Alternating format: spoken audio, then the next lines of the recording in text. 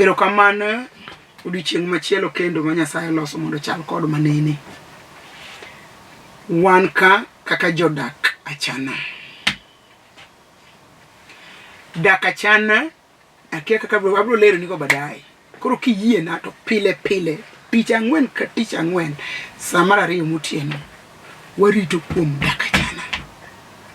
Aseyudo report mang'eny kaka gino osekonyo miero, osekonyo udi, osekonyo ji hivyo.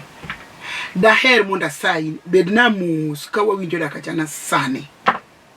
Mak mana ni weche ma wadowacho gin weche ma ji ondiko. Onge mosebiro gi pachwa, saa biro romo wana kel mag pachwa. Nyasaye mondo gwedhi kaka pile. Anan Bishop Nerea Mbewa mar Hope for Good in Christ Church. Yiena mondo asom penjo ma ng'ato kelo ka. Dak achana, anan Marian Maya Muru Bay.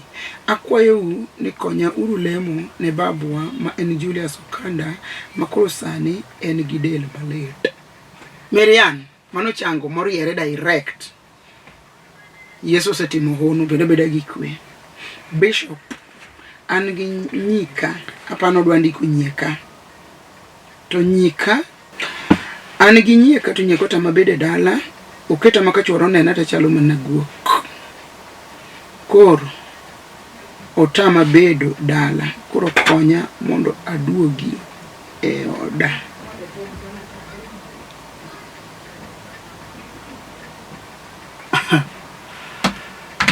Ingeni ni wacha ni nyeki utami bete dala. To gimomiyo utami wacho, kuma inti wacho, gimotimo wacho. Iwacho mano miyo churi kandi niti chalo guok. Inyalo ang'eyo nyiego kabisa. Nyiego no chakre ndalo Sara. Inyalo paro ni nyeki mutami bet gi chuori to imbe in gi kiti. Kata inyalo paro ni chuori ni ka guok to nitie gimo kele ni ka guok ok nyeki. To bende nyeki nyalo nyono ni piny kodhi kadumba. Makoro chala guok e nyim jaudi.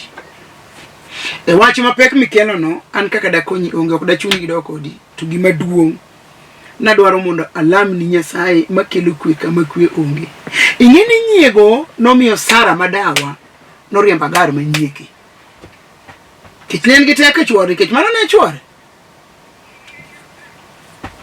Ka in dhako mar ariyo to dhako no kata kotami chuore to en mana kare, lakini adwa lamo ni Nyasaye mondo ubed kod kwe. Erokamano. Dak achana. Opak Ruth Bishop. Ma ameso kaya wuode seme puonjo mora ahinya kata pod an jana kamano. Ok ng'eni chako mar jana no ema kisewinjo go puonjo modonjo to kidhi kendo tidak mayom koro nywe koro en ma wadha yo miyoro ka jogo chong gi piny. To ka ok donje puonj to dhi kwange ni gi maisha masani. Nikech ka ok donje puonj to idhi bagni kabisa. Nyasaye konya. Dak achana, an Bernard ka awuo Vihiga ma en Wuoyini wacho ni en owuok Vihiga en e Uluyani. To en kodi ng'etne, wacho ni ng'etne. Kora kendo ng'e nade ni mano ng'etne. Kijing'et ng'ato kama gisedako. Wachna ni chotne, girlfriend gi kisungu. Rafiki mwema, msichana.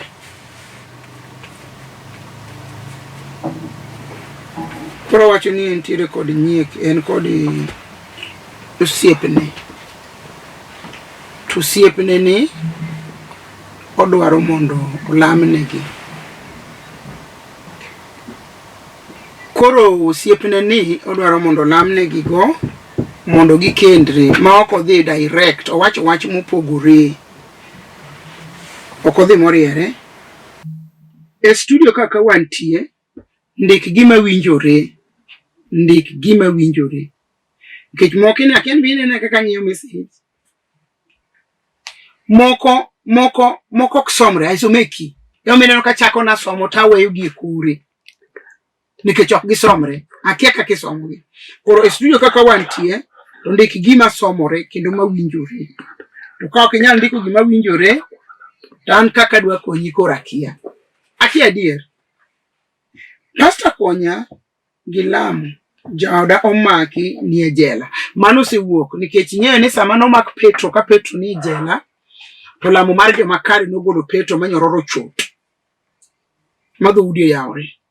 Koro winja ni jaodi no osewuok e gik maricho go. Daka chana dhako kopondo odhi thurgi ni chich koda ni dichuo chodo kata seche moko ka ukosana e ot to osiko ni goya, to mokwongo ne wasekosana modhi korgi mawadhi wayale kendo sani ochako opondo ka onge to ne oyudo asekwere ni ki wuok to ok abi ni aparo ni nodwa ndiko ni kowuok to ok abi dhi koru kendo ni adok yalo nikech asesaye mondo omany ohala monyalo timo to otame. To kodhi dalagi to owacho ni ok adwa timo ne gimodwaro. To an makone gi jok somre yawa ng'ani ka indi chuo to ok idhi sikul, abe kodwa timo manyalo kete mondo otim. Jaosiep na ikeda ba somo maratego mpok nan somo. Owacho ni jaode ka gichwanyore gi jaode pile to jaode dhi thurgi kendo lawo bang'e magi wuoth thurgi chiege. To chiege oketo mana ni gin ka gikosana to siko dhi mana thurgi. Koro wacho ni nokone chiege ni wang' ni kidhi to kaluwi nikech kidhi tiketho nyinga kuro. Brother, gima nyaka ing'e, dhako kochwanyoru go to nyalo golo nyaka dugi, golo nyaka mane ok owinjo gol mang'we madung' mano dhako. To nopuonja Bible school, dhako kochwanyore awacho ga ni kawan e studio kato ndik na gimoro manyalo somo. Dongi winjo kaka gima somo no en gima ogajore ma ok anyal. Koro ketna gima nyalo somo. Adwa na wachi ni nopuonja Bible school. Ikinde ma Ruoth noyawo na dhora ngeye mabeyo madhi e theology. Nowachnwa ni dhako ka gimoro chwanyo to ywak mokadende, kose ywak motimo vituko nego to wach nuru maruma chunya lendo. Ni mane momiyo chuo mang'eny tho nikech githo gi weche igi, to mon to budho nikech ong'ogo wach gi pi wang'e. Koro nikech jaodi ni ka uchwanyoru to dhi dalagi to wacho niya ni ok idwa timo ne gima odwaro, to in be kikone no manyo ala mondo tim to ok odwa timo. Mano mama man gi kiss ran. Mano mama man gi gimoro oneno gimoro kapar ka ente nikech kata an mabet kani ma dichuo miya pesa na go ala abiro goyo mawiwil mopeni ka dhako ne nyalo go ala nikech ka dhako nigi pesa ne to en gima berie moloyo kendo in dichuo mochwore in gi kwe kech paro mang'eny koro onge go ibe koro kwecha ahinya koro rumo kuomi. To ka en musiko dhi dala giti kono manti omanyo ala to konyal manyo gima mora ni en jaodi biro maome. Okang'e ni un gi nyithindo adi. Mama kata ka nyidar mi dhi dalau winj wach mawacho ni duogi nikech ibiro romo gi makolwer kuonde mintiego. Duogodi samoro ini duogodi ka ni ka dhoto lor ofis olor od ng'uono oselorni. Duogi mondo ulos wechegi ka un kanya achiel. Solution ok en dhi dalau, ok en luongo bura be ok kony gik mang'eny. Bura medo mana ketho. Dabe ni an in to kago site wach ni walosa kode ka mowatiki mowanyier to tingruok ni dhi dala uno bedhi miyo jodala uchai kata jogungu madho ng'ane koro biro koro gichwande gi chwan koro los nyinge michiemo go nying tindo dong matin mane mar chiemo los nyingi waketho nyingi madam isika mo mongwe kidhi dala dala ka imam dong ni jaode to kato wetin dong ni mondo ineno ka mondo wetin go tingo rese chete ibe miyo ji chai tingama nyo luor mali duogo odi lemna pastor and 24 years old boy.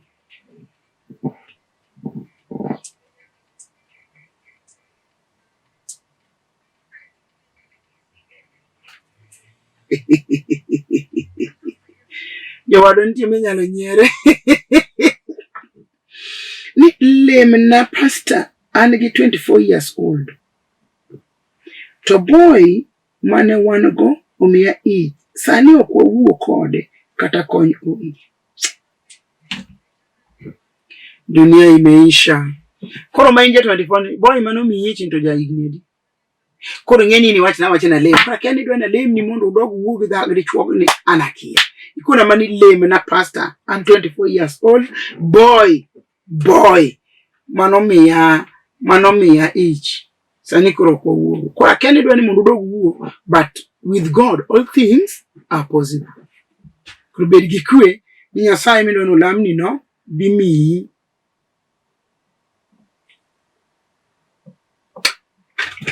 Irokaman. Pastor, konyagi lamu. Pesa okunyal.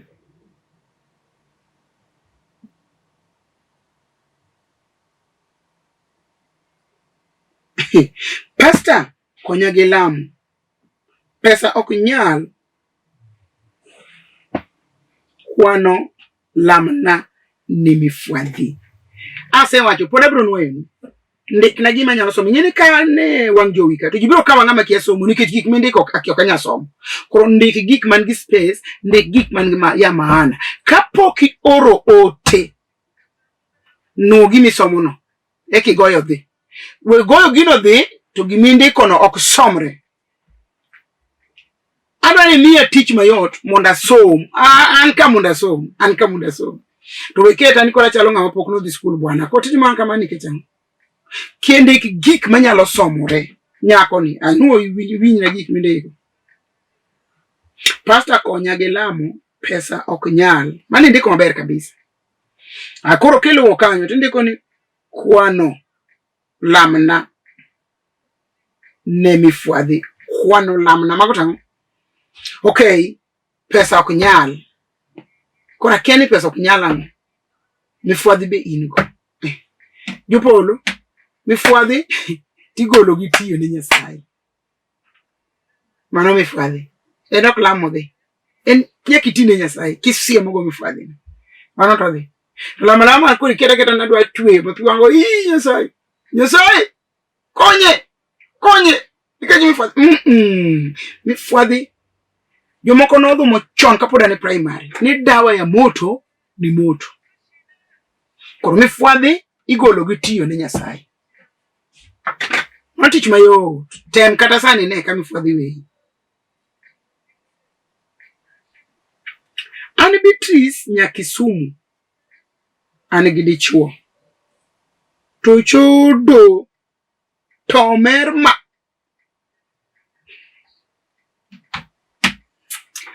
Abito, churino samoro kchodi. Kongo chama ruake gigo. Koro one teach ma wadwa tiyo ne chuori, en mondo wagoru bit mar kongo, waloro. Ogeni wanagitako mar loro. Chunje mag kongo ge mwa loro. To kawa se loro, to nyingi Kristo yudo. Kawa se loro. To nyingi Yesu ja Nazareth.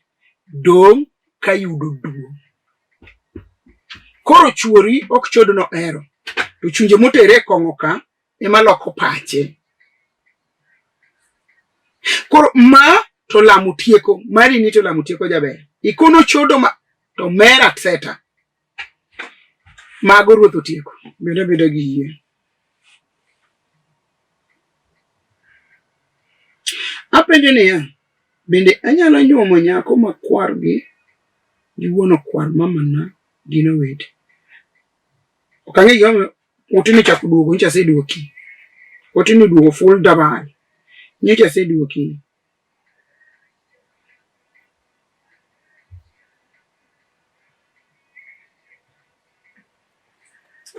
An Maureen Akinyi aduro kendo agi higa 24. Konya ang'e nyadhi. Jawagi ya. Unge wach, akia kaka dwana konyi. Koda in gi nyathi, yani ok uwinjre ileweki. Gik misendiko gi ok uwinjre. An Maureen Akinyi, mano to bernde. Aduro ni akia tiende. Kende agi kende no bere wuok kanyo lakini en kende marango. Agi 24 years. Konya ange yadhi magango. Injamwa. Kwa hiyo moko muka nya duoko ni dongi kaka some no. Ase wacho nundi ku gik masomore. Angi yadhi kromaga kia kaka somo jo wadon ke gima danga duoka nyo onge. Anchura chodo to goya atim nao. Ikono chodo to go ikuri penje gimi ting. In kaka wuone di chuor dhako. Chidi chuo. Ini dwani tim nang'o? Nikech ano kanyal nyisi ni kochodo to goyi to we mano oko yiena. Oko yiena monda wach ni kochodo to goyi to dhiye chode. An kony madwa konyi go en ni many Yesu jawar. Mondo tiek chode gi gocho. Yesu tieka bier. Yesu tieko makuru wiro ruwa wira. Yejo puonjo wa kanisa wa ni chuo bongo wigi onge bathe koni chiel onge obongo. Koni chiel ni duk no debe. Koni chiel to ber. No puonjo ni gima biro mi fwenyo ni chuo obongo wiye koni chiel no onge. Nikech oyudo dhako moro. To dhako no mulo wiye. Baby, I love you. Neta mo yode chuok ni wiye bier ma loose ma wiye wow ni ma wiye liet ko para ni en baby. Ka ko nyal paro ni en baby luongo go nyathine to en man okia nikech wiye ongete. Koro imbe dwena koni jaudi no ber mali to wabiro lamone. Wabiro lemone. Mondo gima time no oweye. Mondo gima time no oweye.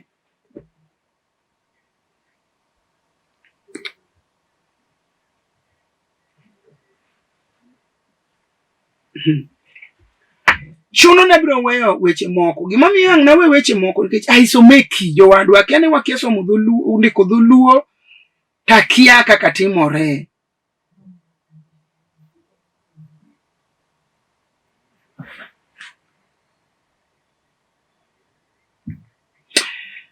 Dakachana Yesu Paki Bishop Alfredo Nyango kawuok Kisumu Rabuor.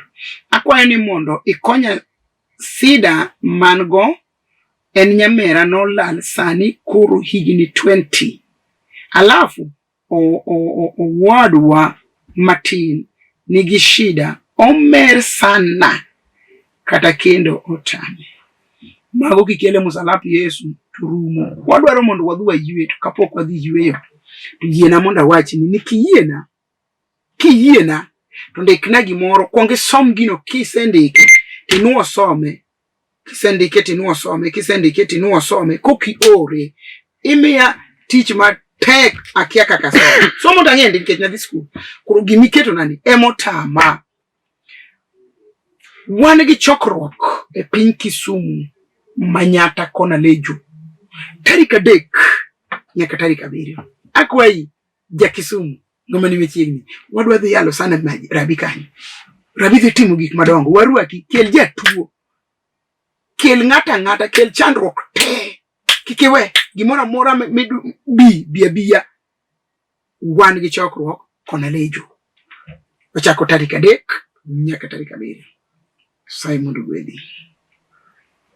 Ne wachake tarik 3 nyaka tarik 7 Dholuo bende tek ne wachaki tarik 3 nyaka tarik 7 wadhi e yweyo kaduogo to ang' nasom manyalo somore motamore ang' nawejo wadwa kata kiyudo ka kasomo mari ipenja kipenja kwa samoro na ateme to tama somo.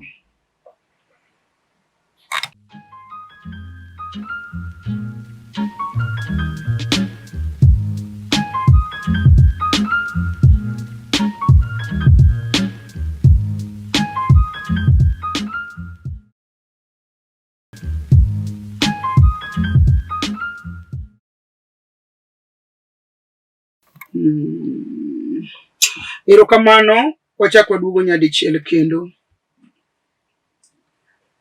Matielo mar 2 mar dakachana. Koponi kore kidonjo irwa, wapuonjo dak mar bidhruok, wapuonjo kwe, wapuonjo ler, wagolo ji richo. Iluongo ni dak achana. Okay.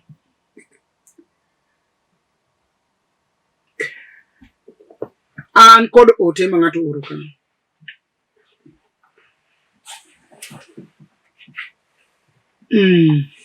Kita e Lamu kawuono wach dak mar Satan odonjo ketho. Mane kaka wachi. Akete Lamu dak mar Satan odonjo ketho. Koro gima dak mar Satan odonjo ketho ni. To wan watimo gimiluongo ni dak achana. Koro dak mar Satan ok wadhigo. En ni okethore ok ochako chandi kendo kuom nying Yesu Kristo ma Nazareth.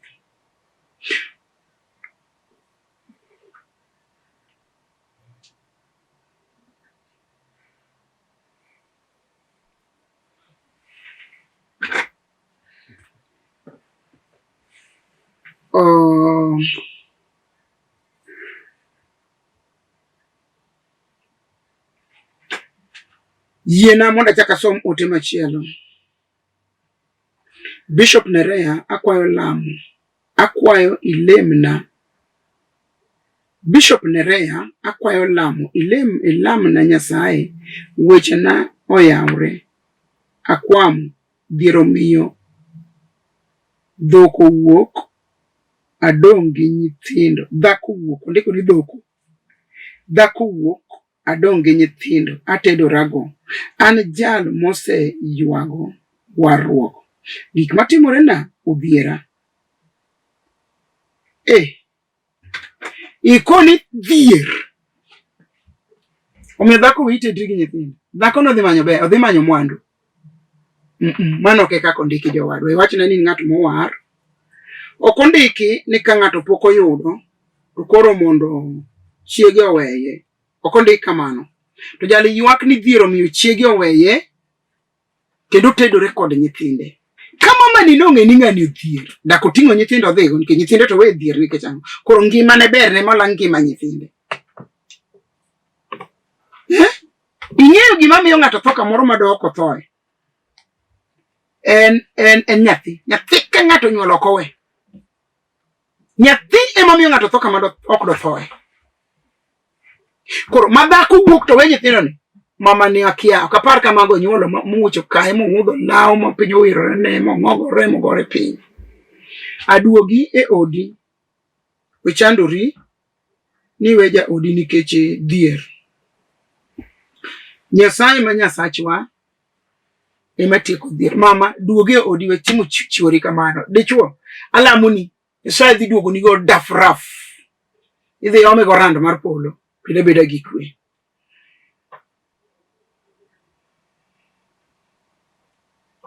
Upakwe pastor an ng'ane kawuok Kisumu ne achwanyora kod jaoda to an kod nyithinde 3. Adwaro ni adogi to en ok odwara. Koro akwayo ni mondo ilamna pastor. Kata ka ng'ato ochwanyore gi chiege mat koro wawuoye gi chuo. Chwanyruok nyaka bedi. Kendo wawachni onge kama ji bede ma ok ji ochwanyore. Kata mana nyithindo ka tugo. To nyithindo ma jungi ni pachgi tin nyaka gichwanyre. To ndike Muma mar Mathayo. Ni gik machwanyo ji ok no bar makobet. Koro kata ka uchwanyru gi chiegi ok uchwanyru mondo weru. dhako ma dichuo onyuolo go nyithindo adek ni be koro sani koro kedware nikech ne uchwanyuru chwanyruok nyaka bed ne we wuonda dichuo nikech ot ma ji ok chwanyre jogo nus gin abnormal gi wasungu ot ma ji chwanyre ma pa ji chiew nikech kane wachwanyore to nyiso nyaka ng'ayudo gimomiyo ne wachwanyore nitie kamoro marach nitie gimoro marach motimore momiyo ne wachwanyore to okwanya dhia nyuwe tiene sama wayudo kaka moro rach no to kanyo warekebisha nyawa kelo chwanyo koro dhi man chiegi okadwa luongo ne nyinge man chiegi manyo uchwanyrugo gi nyithindo adek owacho ni nyithindo kodhigo kamoro oduogo ni titamuri ibe in gi jachien ang'o matimi koso in gi moro machielo to kata ka in machielo krido ere kaka inyalo nyithindo adek te nyuol tek an malamo ne joma onge nyithindo nyuol tek maka ka ich mi nyuol ok yot om nyithindi brother aya yuma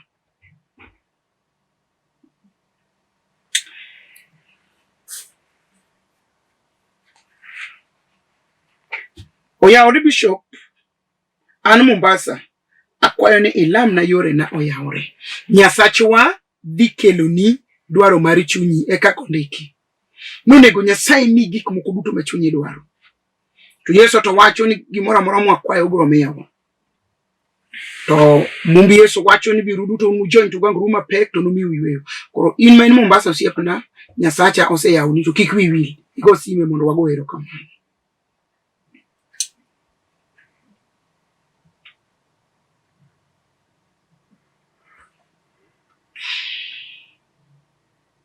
Amosi ni opak ruoth pastor akwayo ni konya lamo mondo lek maleko rago oweya nike aonge kwe e ngimana anonge sana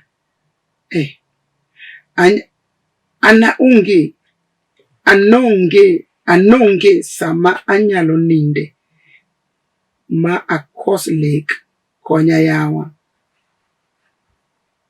an ng'ane ka an Nairobi Kariobangi mari nito manyna Yesu lema siaure mar oko mar kor yamo no aye many ruoth nikech ndiko wacho ni ranyisi ma jomo yieno bedgo gini ket lwetgi mane ndiko koro mar kor yamo ni werigo even though ndiko wacho ni Nyasaye no oro wach wach no dhi mochengo adwari monda neni gi wanga Kariobangi ka chiegni gi Njogo Road ka bi monda neni gi wanga ti wach na wachni no ti winji njiri to jochinde machieni gi biro wei te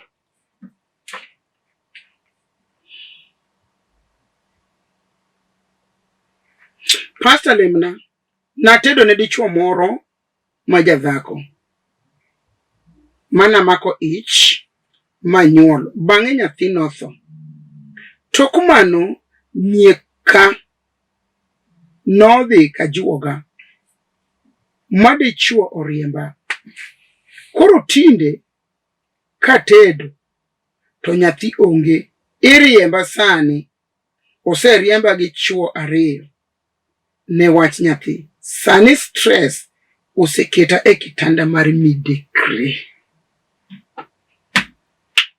be ing'eyo ne rapim mipimogo ema nopimnigo wich liech romo mana wuongi gowi mi olo ibiro bandi mama ni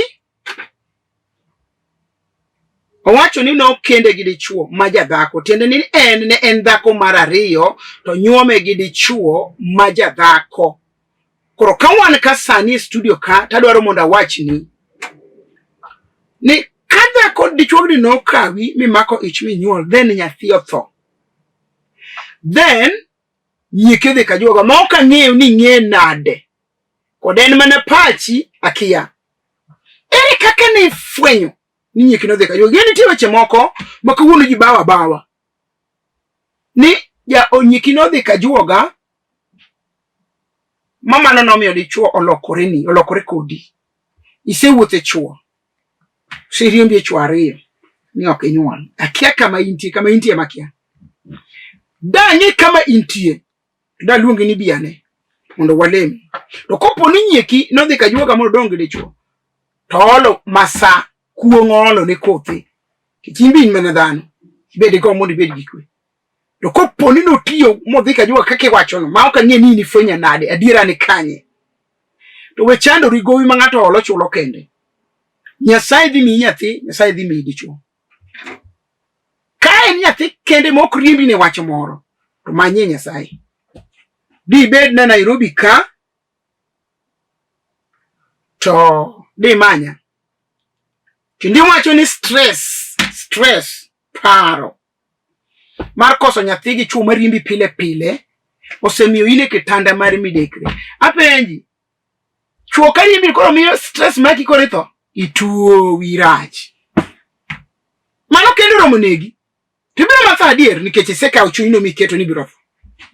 Many Yesu kapok itho, kech Yesu en jares. Mondo resi e lwet wasigu, e lwet gik maricho. Obiro timo ni maber. Wach mawuoro ni wacho ni nyiki nodhi ka juoga machuri riembi. To nyathini bende tho nigi kuyo. Kopo ni nodhi adier man anta kia wacho ni ming'eyo. Kopo ni nodhi adier. Onge wach. Bi ir Yesu. Tuo wenegi bure tu. Tuo negi bure tu. Tuo wenegi. Bia ir Yesu. Mondo Yesu otimni maber. An kod ote machielo. Ote ni wach moro matin kabisa.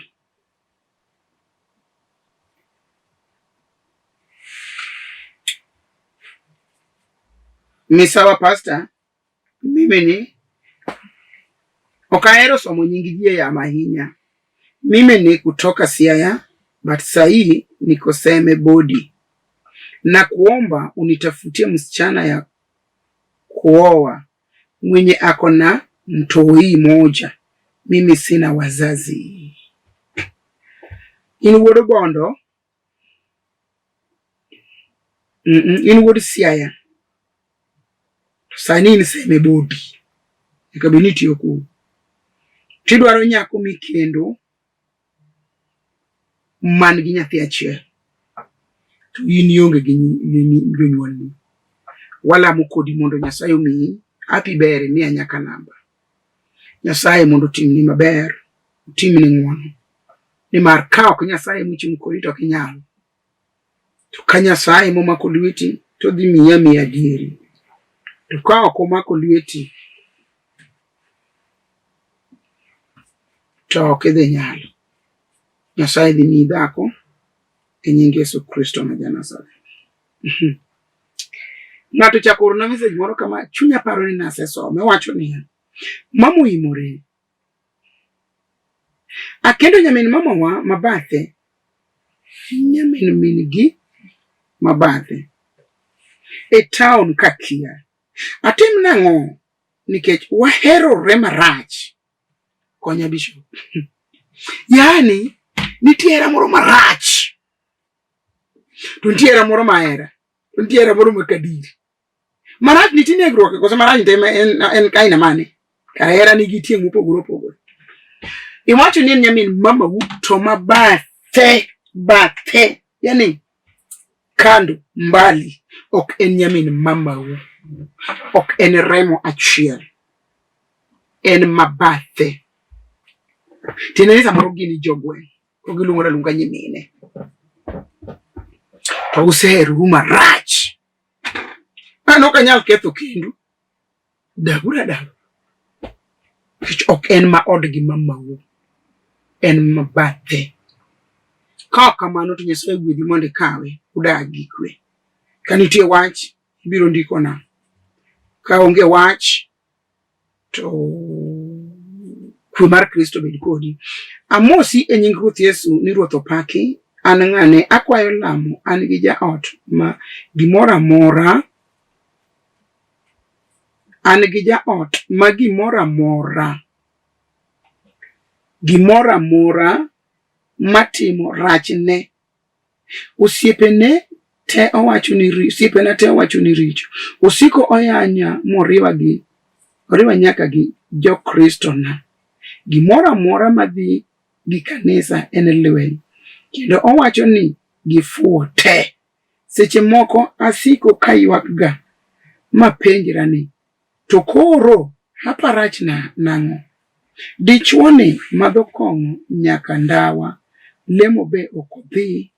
Wasedak kuom higni 7, nyathi be pok wayudo, en nyathi kich, to owete wuon gi orwake e tiende kabisa.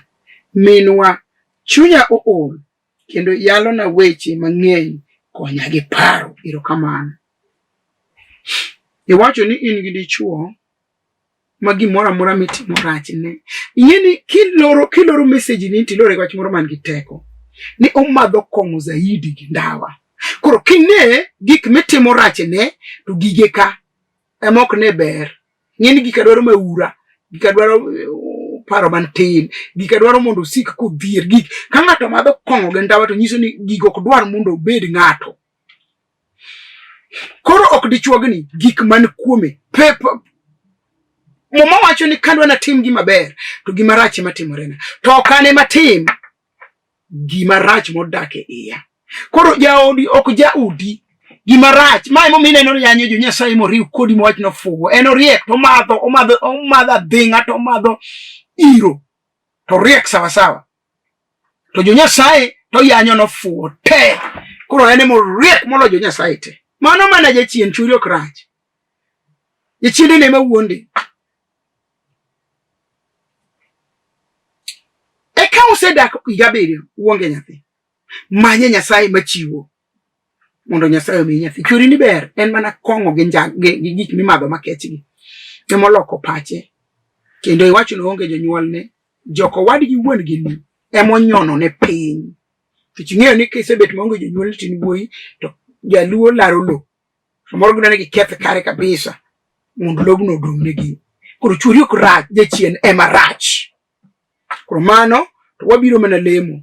To Nyasaye makelo gik mabeyo biro kelo. Nyasaye maloko piny ruodh mudho biro loko. Nyasaye makomako gi lweto ndike mar Isaya to onge ng'ama dado. To koloso to ok chak keth kendo. Koro chuori ber mak mana ni chuny marach modonjo kuom wabiro lemo mondo we nikech ok owinjo yany jo Nyasaye. Jo Nyasaye an naneno jal moro kano ya ogolo jo Nyasaye dalagi. Donjo gotieno ne en gi pesa kabisa to yudo jo Nyasaye ene din moro baba gi mama gi ni din moro. Koro yudo jo lemb baba gi mama gi kani odgi. To puko gi ko magi gore penye loge kombe gi mokone gi wuoguru sani to piny to tino. Romanjo lemb ka onge jalemb. Noduogo Nairobi, in fact okoduogo ke kodok kendo dalagi. Rumo. Koro jo Nyasaye oting'o Nyasaye. Kata ng'at Nyasaye mineno mamiri no nitie gima Nyasaye oketo kuome we yanye wachae wuo kuome marach. Muma wacho ni ng'amo mulo jatich Nyasaye osoko tongo wang' Nyasaye. Koro chuori ni owe soko tongo wang' Nyasaye onyalo dhi mochwere. Ana lamone kabisa Nyasaye oduoge ir Nyasaye mondo ware mondo pache oyawre. Mano pacha.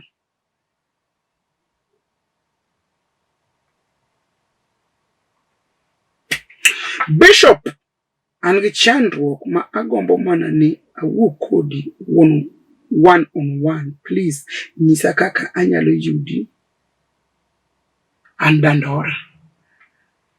Manya gochna in gi namba na. Gochna mondo nyisi kama inyalo yudani. Ibiro yuda maler, wabiro wuoyo kodi, wabiro chopo dwaroni, gimi dwaro no biro timore maber. Koro we chandori gik na nyisi kama iyuda. An ibiro yuda kidwaro kata sani. An Kajulu lamna gi dichuo. Lamna an gi dichuo mo ero mon. To kikwere to queen. ni onego ng'igo to oherore mosenyuol gi chi owadgi. Nerea, asetemo kadhano to tama. Kanobiro dala, nong'isa ni mare chi owadgi en ok onyal donje litndi. Kanobiro dala nong'isi ni in emendiko gima ok donje. Ni nokweri ni ok inyal donje mane kinde gi chi owadgi monyuol. To wadgi ni notho. To kongima, bung'e no wadgi onyuol gi chiegi. To kong'eyo, tatwa mane mosekawe.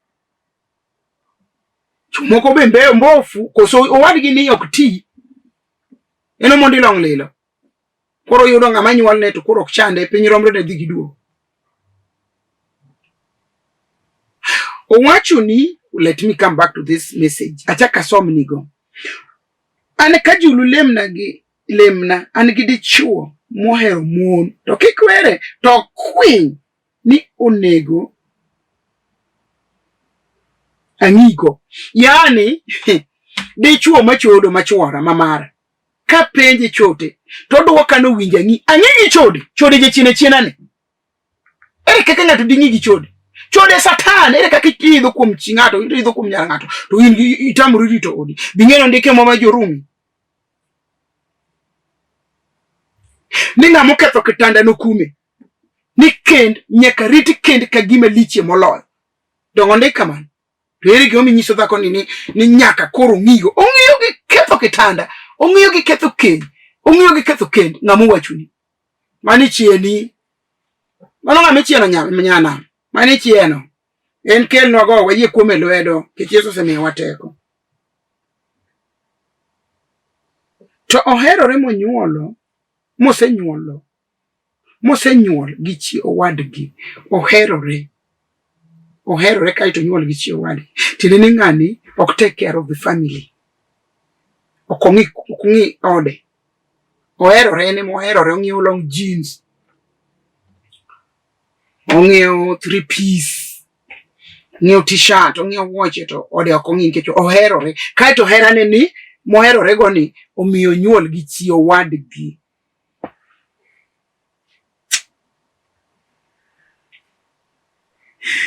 To dhako ne ywak no osetemo kadhano, osetemo. Ok ang'e noteme yo mane, kod oteme yor gawo, kod oteme yor ajuoga, kod oteme yo mane, kod oteme yor bura, kod oteme yor kun, akia. Owacho nosetemo kadhano. Kana biro dala, nong'isa ni mar chi owadgi, to en ok onyal donje litndi. Ok ang'e ni dhako ni nobiro dala ko akanye. To choro kone ni mare gi chi owadgi no, kik dhako no donjo yudo ka gin kama na paro.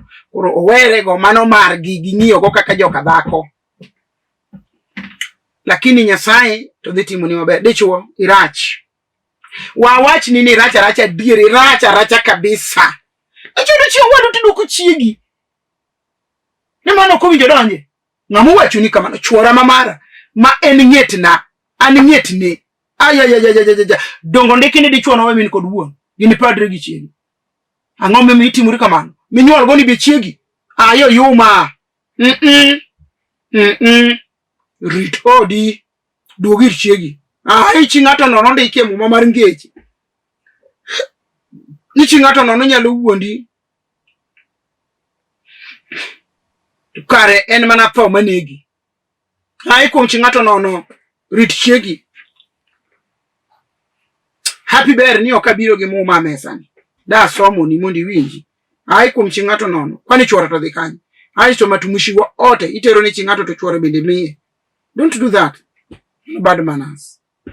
Mani onge gi luor.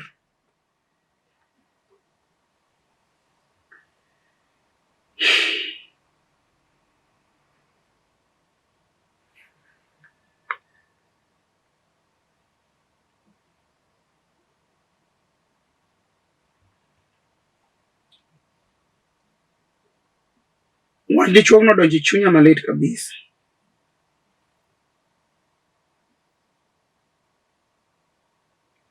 Amen, pastor, nisaidie na maombi. Niko na mwanaume msharati sana. Sina hata amani.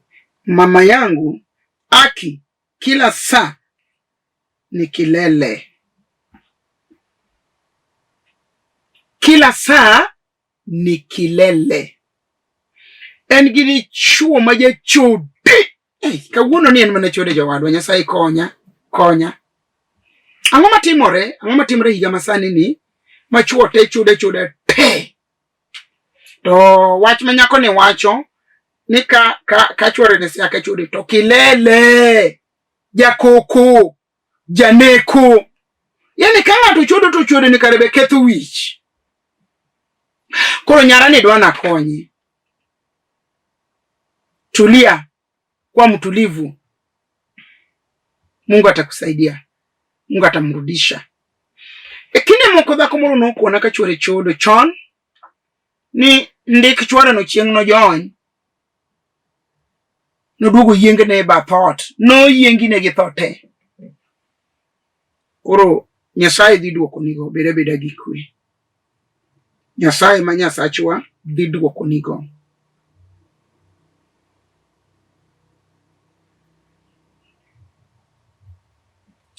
Nyasaye dhi duoko nigo beda kod kwe.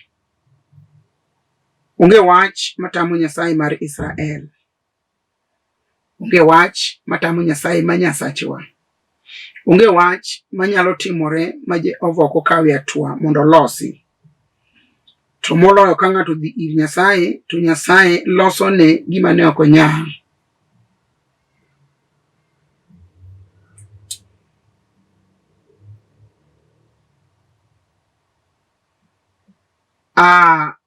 Aromo kodi juma manyien. Adong kod wach achiel kende madwa na wachi kaito aromo kodi juma manyien. Ang'eyo ni wan aromo kodi juma manyien.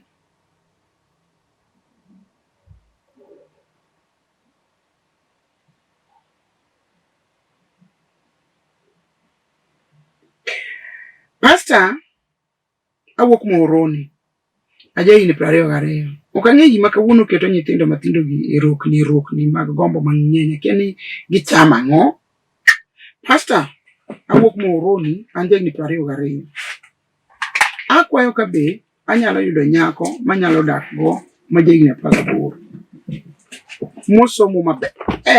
Namba na mar simu ero. To in menja 22 ni. Isomo migika nikechini dwa nyako mosomo maber. Ok ang'e gini mino.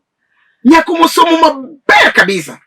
Osoma ang'o? Matiyo koso soma ang'o? Ang'o mimino gi somo maber? Tiende ni? Koro in inja 22, tidwa nyako maja 18. To mosomo maber. Awori. Nerea, okituda gi mon malurgo. An jaduong' maja igni 56. Dake miya namba, munda tudi kodgi. Gibende tinde giororo message namba gi nokane. Nerea tuda gi mon maluchego. An jaduong' maja igni 56. Mon maluchego ng'eny kabisa. To kinyal kawo gite. Achiel kende mowinji kawo. Urna namba ni mondo atudi. Watieko chenro gi kanyo. Adwaro mondo ago erokamano ni jokanisa mar Hope for God in Christ e piny ngima. Adwaro nago erokamano nosiepe mag jo Hope e piny ngima. Adwaro mondo ago erokamano nosiepe na e piny ngima. Adwaro mondo ago erokamano ne ng'ata ma lwete osetudore momiyo wachope kiwango mochope. Nja lando ka ni wayudo lo, wagero temporary, wagero mburariere, to wakwayo mondo ng'ama Nyasaye odonjonwa chunye. Umiwa mabati, wadwaro kalad mabati. Dwaro mar chunyi ng'ate mowacho, ok dawuondi ni bol na bola mabati kalad kata kuriuru ji abich ung'iew na mabati kalad. Aonge chandruok. Nyasaye gwedh ji duto te ma lwetgi osebire kanisa wa. Nyasaye mondo gwedhi. An Bishop Nerea Mbewa mawuok e kanisa mar Hope for God in Christ. Namba na 0720403916. 13 or ote #dark achana. Nyasaye gwedhi kawaromo.